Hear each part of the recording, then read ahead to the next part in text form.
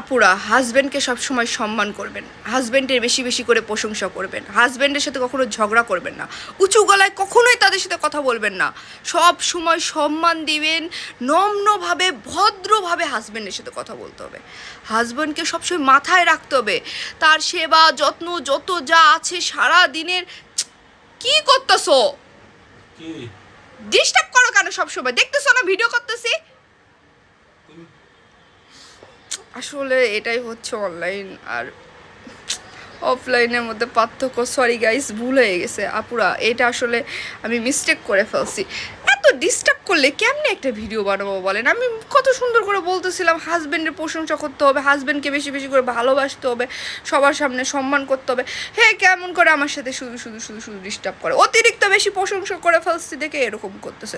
যাই হোক, এগুলো মনে নেবেন না, সবসময় তাদেরকে ভালোবাসবেন। সামনে ঈদ না, ঈদ সালামি নিতে হবে না? একটা দায়িত্ব আছে না আমাদের বউ হিসাবে?